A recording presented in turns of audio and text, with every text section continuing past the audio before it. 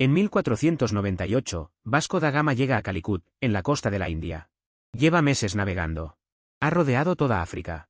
Ha cruzado el Océano Índico. Y cuando los mercaderes indios le preguntan qué ha venido a buscar, su respuesta es concisa: cristianos y especias. La pimienta. Suena ridículo hoy, pero la pimienta negra era, en la Europa del siglo XV, más valiosa que su peso en plata. Un saco de pimienta podía pagar una casa. Las especias no se pudrían, pesaban poco, y todo el mundo las quería. Eran el producto perfecto para el comercio a larga distancia.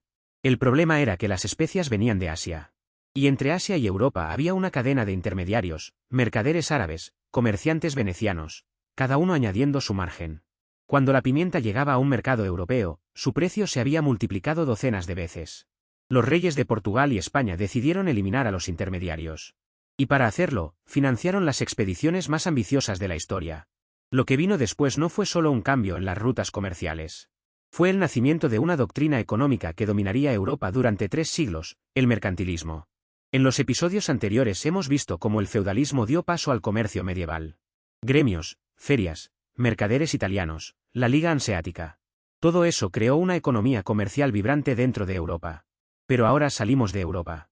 Ahora hablamos del momento en que el comercio europeo se hizo global. Y de la teoría económica que lo justificó todo. La idea de que la riqueza de una nación se mide en oro y plata, y que para ser rico, primero hay que empobrecer al vecino. El mercantilismo nunca fue un sistema coherente con un manifiesto y unos fundadores. Fue más bien un conjunto de ideas prácticas que los gobernantes europeos fueron adoptando entre los siglos XVI y XVIII. Pero todas esas ideas compartían una premisa fundamental: la riqueza del mundo es finita. Es un pastel de tamaño fijo. Lo que gana una nación, lo pierde otra. De esa premisa se derivaban varias conclusiones. La primera, la riqueza se mide en metales preciosos. Oro y plata. Cuanto más oro y plata tenga un país en sus arcas, más rico es. Esta idea específica se llamaba bullonismo. La segunda, un país debe exportar más de lo que importa. Si vendéis más al extranjero de lo que compráis fuera, la diferencia os la pagan en oro. Así que el objetivo era mantener siempre una balanza comercial favorable, muchas exportaciones, pocas importaciones. La tercera, el Estado debe intervenir activamente en la economía para lograr esa balanza favorable. Aranceles altos para desalentar las importaciones. Subsidios para fomentar las exportaciones. Monopolios comerciales para controlar el flujo de mercancías. Y la cuarta, quizá la más importante, las colonias existen para servir a la metrópoli. Las colonias deben enviar materias primas baratas a la madre patria y comprar productos manufacturados caros. Nunca al revés. Hoy sabemos que la premisa básica del mercantilismo estaba equivocada. La riqueza no es un pastel fijo. El comercio puede crear riqueza nueva para ambas partes. Adam Smith demostraría eso en 1776. Pero durante 3 siglos, el mercantilismo fue la doctrina dominante en Europa. Y sus consecuencias fueron enormes. Si una persona encarna el mercantilismo, es Jean-Baptiste Colbert, ministro de Finanzas de Luis XIV durante 22 años. Colbert estaba obsesionado con la balanza comercial. Francia, decía, debía fabricar todo lo posible dentro de sus fronteras y comprar lo mínimo al extranjero. Para lograrlo, creó manufacturas reales de tapices, porcelana, cristal y textiles. Impuso aranceles altísimos a los productos importados. Reguló la calidad de los productos franceses con una minuciosidad casi obsesiva. Los reglamentos para los textiles, por ejemplo, especificaban el número exacto de hilos que debía tener cada tipo de tela. También invirtió en infraestructura. Mejoró los caminos, construyó canales y expandió la marina francesa. Todo con el objetivo de que Francia exportase más y mejor. El mercantilismo de Colbert funcionó hasta cierto punto. Francia se convirtió en una potencia manufacturera. Pero también tenía problemas profundos. La regulación excesiva ahogaba la innovación. Los aranceles encarecían los productos para los propios franceses. Y la obsesión por acumular oro ignoraba que la verdadera riqueza de una nación es lo que produce, no lo que guarda en una caja fuerte. Inglaterra tenía su propia versión del mercantilismo, centrada en el control del comercio marítimo. En 1651, el Parlamento inglés aprobó las Actas de Navegación. Estas leyes establecían que todas las mercancías importadas a Inglaterra debían llegar en barcos ingleses o en barcos del país de origen. Ningún intermediario. Y todo el comercio entre Inglaterra y sus colonias debía hacerse exclusivamente en barcos ingleses. El objetivo era doble: destruir la supremacía naval holandesa, que en aquel momento dominaba el transporte marítimo europeo, y garantizar que los beneficios del comercio colonial se quedasen en Inglaterra. Las Actas de Navegación fueron una causa directa de las guerras anglo-holandesas del siglo XVII. Y, un siglo después, serían una de las causas del descontento de las colonias americanas que llevaría a la Revolución Americana. Los colonos americanos estaban hartos de que se les obligase a comerciar solo con Inglaterra, a precios que fijaba Inglaterra. El mercantilismo, con su obsesión por controlar el comercio, acabó sembrando las semillas de las revoluciones que lo destruirían. Mientras tanto, algo estaba pasando que los mercantilistas no habían previsto. España, la potencia que más éxito había tenido en acumular metales preciosos, estaba descubriendo una lección económica dolorosa: tener demasiado oro y plata puede destruirte. A partir de 1545, cuando se descubrieron las minas de Potosí, cantidades inmensas de plata empezaron a fluir hacia España. Solo las minas de Potosí producirían alrededor del 60% de toda la plata del mundo durante la segunda mitad del siglo XVI. La producción global de plata pasó de 2,9 millones de onzas al año en 1521 a 13,6 millones en 1600. Los mercantilistas deberían haber celebrado. España estaba nadando en plata. Pero lo que ocurrió fue una inflación devastadora. Los precios se multiplicaron por 6 en 150 años. Es lo que los historiadores llaman la revolución de los precios. El economista Earl J.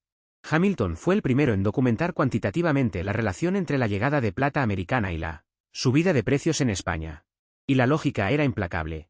Si la cantidad de dinero en circulación se multiplica pero la cantidad de bienes no crece al mismo ritmo, los precios suben. Es la misma lógica que vimos cuando hablamos de la inflación en la temporada 4. Lo paradójico es que España, la nación con más plata del mundo, acabó arruinada. La plata pasaba por España pero no se quedaba. España no había desarrollado una base manufacturera fuerte, así que usaba la plata americana para comprar productos a Francia, Inglaterra y los Países Bajos. La plata entraba por Sevilla y salía hacia el resto de Europa, enriqueciendo a los rivales de España. La lección de la revolución de los precios fue devastadora para el mercantilismo. Acumular dinero no es lo mismo que crear riqueza. Pero pasarían siglos antes de que esa lección se aprendiese del todo. El mercantilismo también produjo una innovación institucional extraordinaria: las compañías comerciales privilegiadas. En 1602, los Países Bajos crearon la Compañía Neerlandesa de las Indias Orientales, conocida por sus iniciales en neerlandés como la VOC. Fue, en muchos sentidos, la primera empresa moderna del mundo. La VOC recibió del gobierno neerlandés un monopolio de 21 años sobre todo el comercio con Asia. Pero lo verdaderamente revolucionario fue cómo se financió. Cualquier ciudadano de los Países Bajos podía comprar acciones de la compañía. No había un mínimo de inversión. Y esas acciones se podían comprar y vender libremente en el mercado secundario. Eso creó la primera bolsa de valores del mundo, la Bolsa de Ámsterdam. Por primera vez en la historia, personas corrientes podían invertir en una empresa comercial, compartir sus beneficios y vender su participación cuando quisiesen. La VOC pagó dividendos anuales de aproximadamente el 18% durante casi 200 años.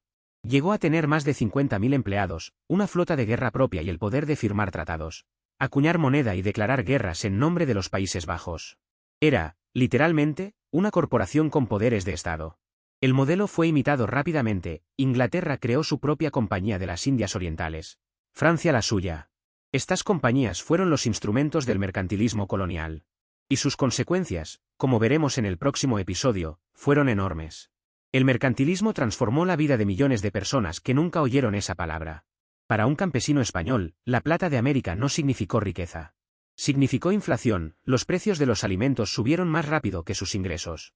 Para un tejedor flamenco, las actas de navegación significaron perder mercados. Para un marinero de la VOC, significó un contrato de varios años en el otro extremo del mundo, con una probabilidad significativa de no volver a casa. Y para los pueblos de Asia, África y América, el mercantilismo significó algo mucho más profundo: la llegada de europeos que reclamaban sus tierras, sus recursos y, en muchos casos, su libertad. El mercantilismo no era solo una teoría económica.